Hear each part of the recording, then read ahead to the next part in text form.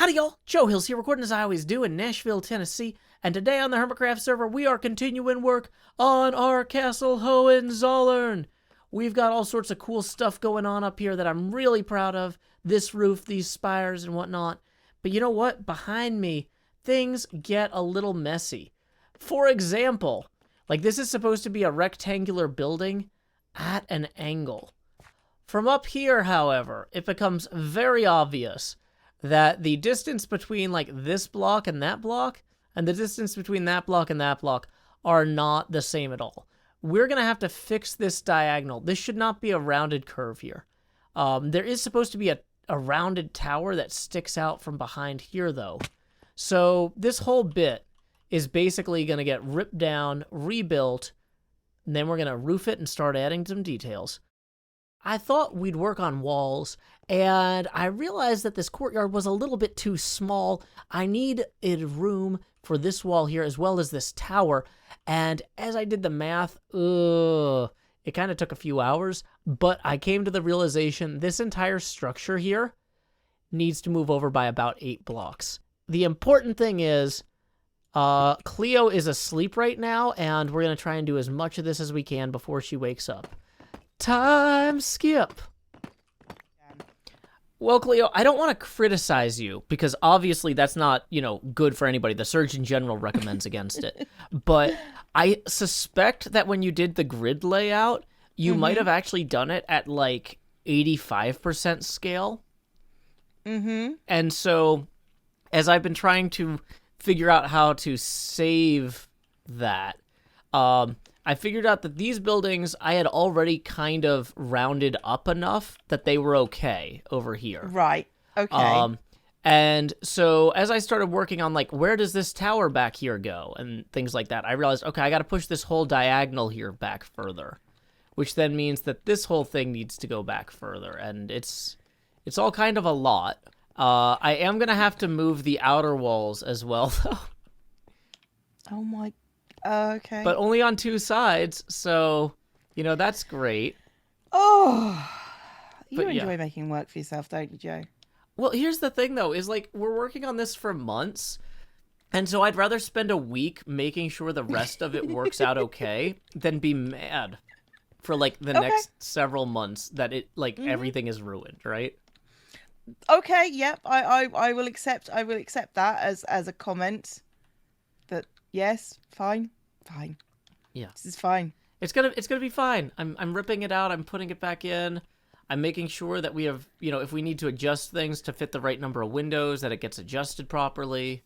That sort of stuff. Yeah. I can see that. I can yeah, this is a thing that So this needed to shift down about 9 blocks here. I'm also marking where the new building walls are going. Whoops. Partially based on where the old ones were. I wasn't showing you something down here. I just fell. Thank you for falling with me. However, there is stuff down here that needs to be fixed. Yeah, so this is where the outer walls need to move out to. Oh, fun. Okay. So, yeah, it's going to be fine. You say that like it's going to be fine. I know. I'm very plausible. This is what makes me good at Among Us. Joe.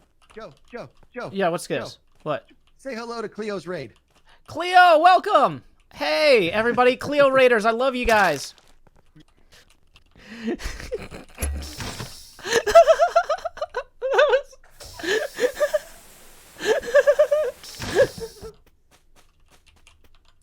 Okay, well, good luck with that. Bye. I'm on my way to Impulse's balloon because, as you will see quite soon, I have made a ton of progress on our castle. Cleo and I have ripped things out, we built things back up, but now it's time for me to ascend in search of wither roses. Is this going to get me up there enough? Nope. There's no way to ender pearl onto this thing. So, plan 2 is to just scaffold up. Welcome to iFloatem. Look up for goodies. Okay. 1 diamond for 1 stack of wither roses. Okay, we are going to need... I feel like 1 stack isn't being greedy, But he's got plenty. You know, just because going to Boatem is always so hazardous, I'm going to go ahead and just buy 4 stacks. That still leaves plenty of stacks for other people. But, like, we have a lot of dark windows that we need to put in, and I don't want to come out here again and risk another death. We don't want to die here. So let's go ahead and break this scaffold and now run. Time skip. Hello, Joe. Hello, Cleo. How's it going? All right. Do you remember the auction? Vaguely. Vaguely. It was so long ago. It was The all of last IOU week. auction in particular? Cub got it from me. Then he said, I want you This is very American already. to threaten Joe to do a job for him. Oh, this is even more and- American. Are you the draft board now? Apparently. I don't think I need to threaten you. I think if I ask, it's something you would want to do. Is it show you all my progress on the windows? The windows. I mean- Look up at the sky and the walls, zombie Cleo. I mixed different types of glass to create new mixtures of pains. And I know when it comes to Cleo, she's all She likes about pain. the pains for gains. You have done a very beautiful job on the castle, Joe. Yeah. I'm really impressed. I'm gonna start doing some stuff on this, so we can have it look like 3-dimensional as opposed to Ooh. flat. Ooh, I know, right? So I'm gonna do some armor stand work on it. Mm-hmm. But anyway, the threat. Oh, no. The threat. Sorry. I just get sidetracked sometimes when people are threatening me. I know. I've seen you sing multiple times at me when I'm threatening you. So Cub says he wants a poem about his canyon. Okay. Wow. That's And I've kind of got a to tall threaten order. you. You know, because a poem has to be deep, you know, especially when it's about a canyon. Did he have any particular poet in mind he wants me to draw from? He did not say. He just says, I want a poem about the canyon. And in order to threaten you appropriately, he gave me the location of a charged creeper. Now, Uh-huh. I figure that's more of a gift to you, so you can have a charged creeper do whatever you like. So I hope this isn't near any, like, major population centers. I don't know. I haven't been to check it out, but I figured you might want one just randomly somewhere Sure. someday. Did he give you the location of his canyon? Because, like, I feel like if I'm gonna write a poem about something, like, that evokes something, you know, maybe I should see it and experience the evocation. I'll tell you what.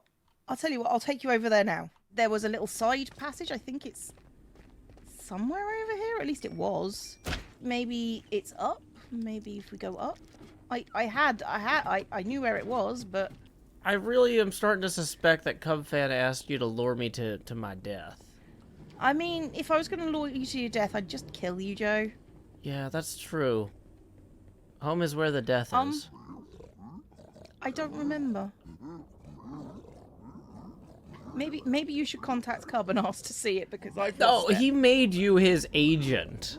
No. He made me just his. No, this is... It would make you look incompetent if I asked Cub. We can't I have am that. incompetent. Yeah, but we can't have Cub realizing that. Is it near his main base?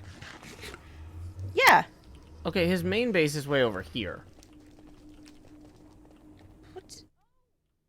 Yeah, I made this mistake before. See, I told you I was incompetent.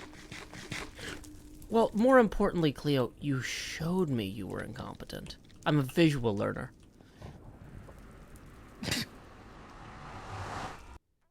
Learner. Whatever you said there got cut by the portal, so I'll just assume it was complimenting my hair. No, Joe. No, Joe. Ooh. It's large and expansive and deadly. Like, really deadly. Okay. Oh, it is pretty expansive. He's got some sea pickles here. He's got some crystals. I think it's mostly the spiky bit that he wants it done with. He wants the poem about the spiky bit. Yeah, the canyon part of the canyon. Okay. Interesting. How familiar on a scale of 1 to 7 would you say he is with the television series Buffy the Vampire Slayer? Because there's a pretty good spiky bit in there. I don't know. He's pretty young, so True. you know, like 90s relevant 90s TV might be a little bit beyond him. That might be a fair assessment. Maybe I'll make Sometimes a I do Twitter those. poll. Do you think Cubfan has heard of Buffy the Vampire Slayer? So long as you at him at the same time. Yeah, then- yeah. then- yeah. So, Okay. I mean, you know, all it is you have to deliver the poem, and then I've, you know, Did he say where he wants the poem delivered? he did not. Then I think I'm gonna have to So- deliver it through you. Oh no. Okay.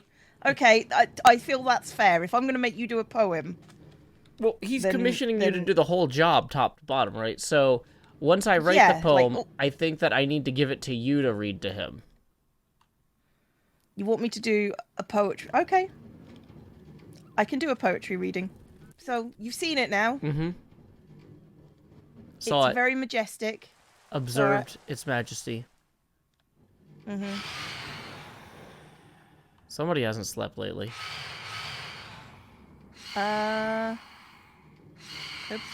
I'm guessing it's either Me? you or there's somebody else here that's hiding. Should we threaten Yeah, them? it's that second one. It's that second one. So who's hiding? I'm guessing Cub. Cub's not online, is he? No, but that doesn't mean it's not him. Perfect hidden. Hmm. Perfect. That's the Mm-hmm. true threat. It's the... The invisible man. the... Do you have any particular poems that you like reading aloud? So that I could draw from like their meter or the things that make those poems good? I mean, I'm a big fan of Philip Larkin, but that's about it, really. Okay. So Philip Larkin's work is something that you enjoy reading aloud. Yes. Or enjoy reading, but, you know, I could read aloud. You could read it. Okay. Because necessary. that's the thing though, is I mean, I did... I normally write my poems for me to read aloud, not for other people to read aloud. Well, write it for you to read aloud, then you can read it to me, and then I can read it to Cub, doing an impression of you. Yeah, that seems fair. Perfect. Yeah, I'm gonna have a montage of you being incompetent and saying you're not. Also, I don't know how to leave.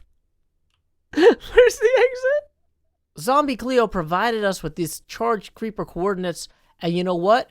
She was not lying. This is indeed a charged creeper.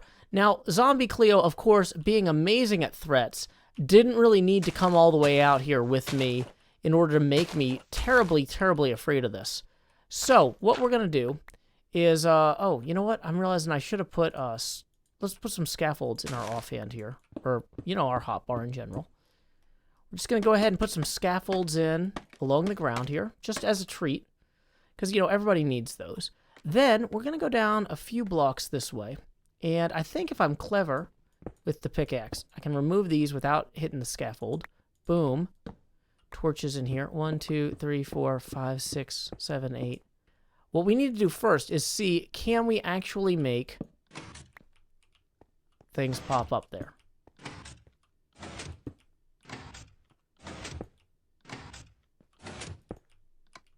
Okay, that's as far as that'll go. Let's go eyeball this and see. Yeah, so that was, let's step back and eyeball this. That looks like it's about 3-4 blocks away from the creeper, right? So we're going to go back down and move this over 4 blocks. We now have 2 creepers in a boat in the sky. sufficiently high up that I think that we might be able to use them as a sword of Damocles as we attempt our very best to, you know, write a poem underneath Cleo's threat. Now, here's phase 2, okay? You can't, it's not a good sword of Damocles if it doesn't feel regal, right? So we're going to come up here like so. Like this feels about right. So now you see the creepers there. We're going to go ahead also and set up another scaffold that goes that way. Just so if, in case this drops, it doesn't drop too far. It'll be okay. Now, we're going to face the piston here. We're going to start loading it up with sand in front of it. But we need a glass pane, right? So we put glass pane, sand. Then we're going to create another... Let's create a button. Okay. Just going to put a button right on here. Okay, sand. Wait, did the button break? Oh, not cool, button. You had one job. And you're not doing great at it, but okay. Probably should have placed the sand first. Core concept, though. We have an effective sand-pushing machine. Okay, I think we need one more sand here to really make this pop. Okay, so now, if I'm right, I should be able to break that dirt there without imminent problems. And that dirt there without imminent problems. And then, when we break these scaffolds, like so, all the sand is gone, and now we have 2 creepers in a boat in the sky. Look at that. It's perfect. So now if I come down here, I can think about poetry with this sword of Damocles hanging over me. Oh, wow. Dang it. It's not... I was thinking I could look up and the creeper would be in the foreground. Okay, we're gonna keep workshopping this. If I do this right, I should be able to just climb up this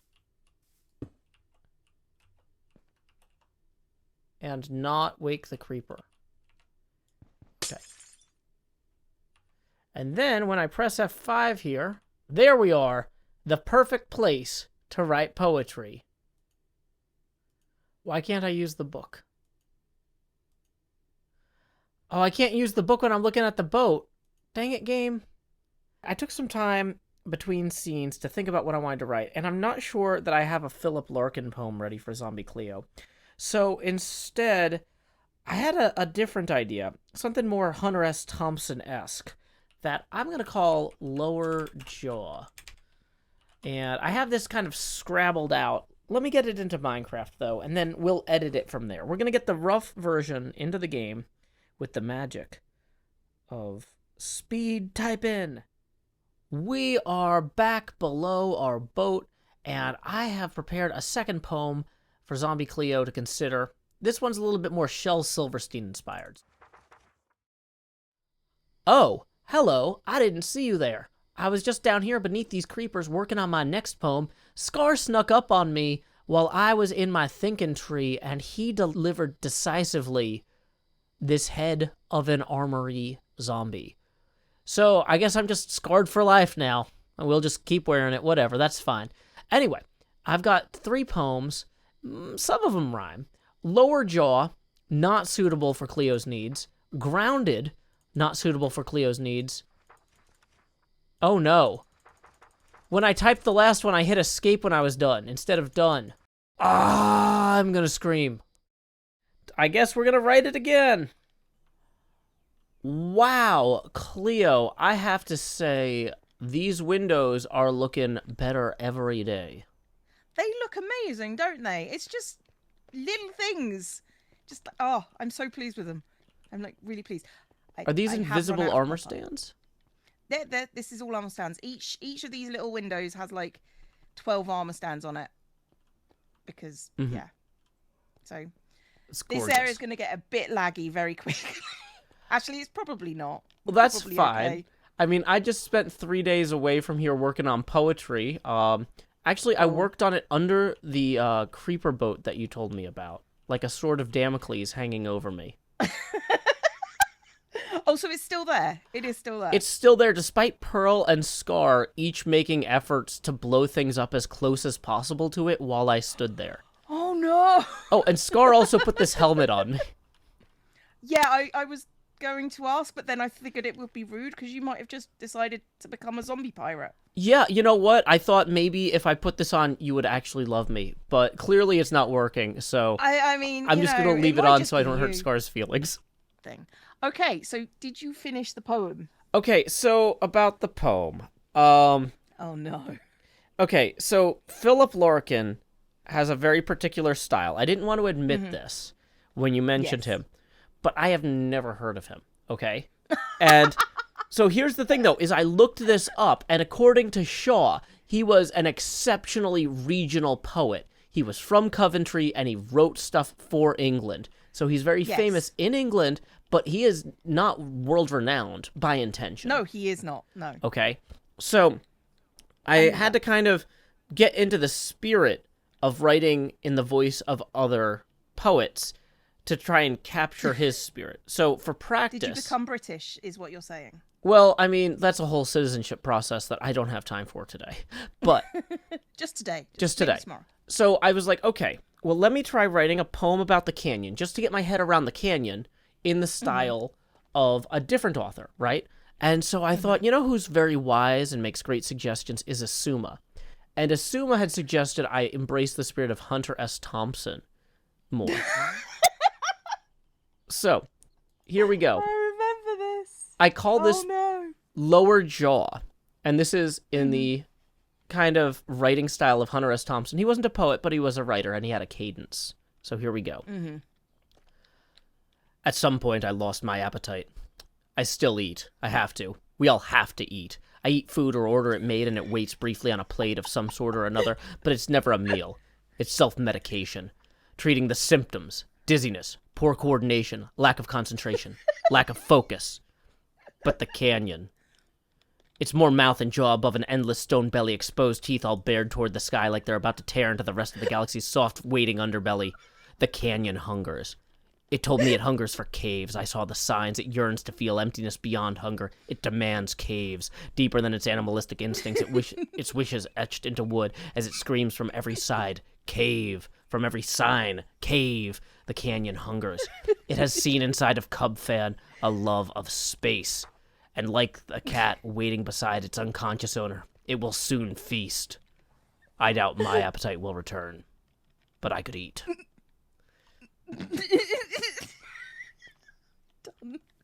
Done. That was entertaining. I'm not gonna lie. Thank you.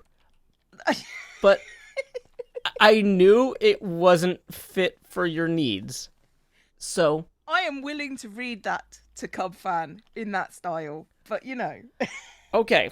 So I was just like, let's try a different style, okay? Are you familiar with Shel Silverstein? I am not, actually. So Shel Silverstein is an American poet who wrote a lot of poems that are like for kids, right? Okay. But you know that kids love things that are like gross and dangerous and all this stuff. So they're the sort of things that like parents like pretend like, oh, that's too gross, but like they're just happy the kids are reading. You know, that sort of thing. Yeah, I know that. Yeah. So here is a poem in the style of Shel Silverstein I call Grounded. Cub's Canyon starts at the sea, but my dad says it's where I will end. If I am a little bit careless, flying while texting my friends, the creek bed will shatter my shin bones, the dripstone will spike through my lungs, my elytra will land on a cactus, and my woes haven't even begun. My sword will be lost in dead coral, my shovel on sand may despawn, and when I return for my derp coin, its value will likely be gone. But that is not all, gentle listener. My father's warning forebode. If I die texting and flying, I won't just lose items alone. My dad said if I'm dead in Cubs Canyon, he's taking my phone. So, there you go, Shel Silverstein style. That's a good one. I quite like that one as well. Thank you. Now, after 2 days and 2 poets, I decided to really give Larkin a go, right? I feel like I've got my head around the canyon. It's different aspects. We've got the mouth-like feature. We've got the danger of the canyon. These are the 2 things that were most appealing to a lot of the viewers that I spoke to about this. They wanted to see that in the poem, and they got to see it in a poem or 2 poems. But, for the Larkin poem, I wasn't sure that those were good fits, right? And Larkin drew a lot from Keats and Hardy, Yeats and Hardy, and I had a hard time channeling them perfectly. Like, Cleo, you know how sometimes when I try to do a British accent, I drift into the Irish Sea a little bit?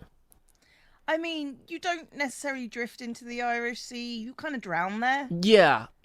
Well, you drift long enough, and that tends to be what happens.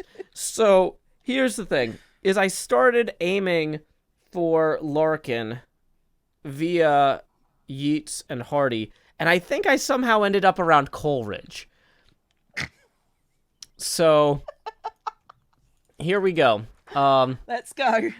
This one's called The Drifting Sandman. Oh, no.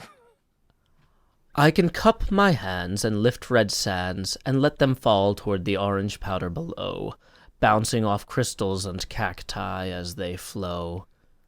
I lean over once more and scoop such iron-rich silicate, dropping it between my fingertips as I stride along the canyon's lip, the wind rippling and lifting it before it drifts down to the dry creek bed below, meeting its raw ferocity with the gentleness of powdered snow. The gorge meanders a ways across a continent unnamed, and I meander with it. I age, and my joints creak, and I gaze up at petrified trees, and I want to rest when the moon next rises, to dream a bit beneath the stars, my mind adrift like the sands I lift, carried by the wind in crimson cascade, past the reaching stone below, beyond the lava pools and waterfalls to visions bold and sights unique, and yet a voice compels me onward, along the gorge's edge, at every deceptive promise of sunset. Time to sleep! No.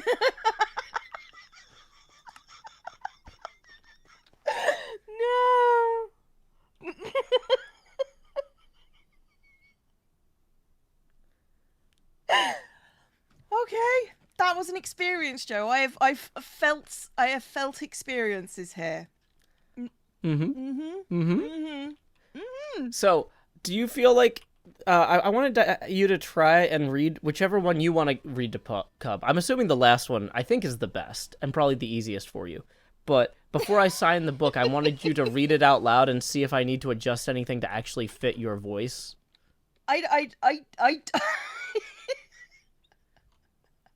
There's no copies of that. Please don't delete it. Okay, I'll try not. I don't know how to feel about this. Okay, let's try the last one, since that's the one you suggested. Sure. Okay.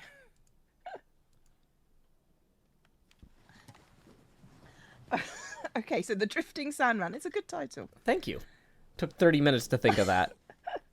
I can cup my hands and lift red sands and let them fall toward the orange powder below, bouncing off crystals and cacti as they flow. I lean over once more and scoop such iron-rich silicate, dropping it between my fingertips.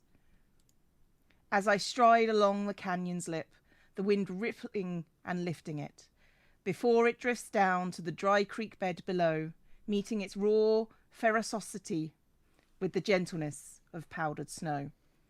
The gorge meanders a ways across the continent unnamed, and I meander with it. I age and my joints creak as I gaze up at petrified trees and I want to rest when the next moon rises, to dream a bit beneath the stars, my mind adrift like the sand I lift, carried by the wind in crimson cascade, past the reaching stone below, beyond the lava pools and waterfalls, to visions bold and sights unique, and yet a voice compels me onwards, along the gorge's edge, at every deceptive promise of sunset. Time to sweep! Yay! Adequate? Bravo, bravo. Okay, so I'm gonna title this book Canyon Poems Volume 1. Oh, I can't fit Volume 1s. I'll just call it Canyon Poems. So you might want to make a copy of this too, because I don't have the stuff to do that. Yeah, that seems like a really good idea. Well, thank you, Joe. I do appreciate you helping me pay off my debt, because that's really important to me. Obviously, yeah. You want to live that debt-free life. I get it. Oh, yeah. Yeah, of course I do. Of course I do. Of course, of course. Of course. Thank you very much, Joe. And I will see you next time, and I'll let you know how it's been received. I look forward to hearing it. You may have noticed that this episode was mid-roll ad-free. That's thanks to Patreon sponsor Alex. In lieu of that mid-roll ad, I already read 3 poems of my own devising. I hope you paid attention. Until next time, y'all, this is Joe Hills from Nashville, Tennessee. Keep adventuring.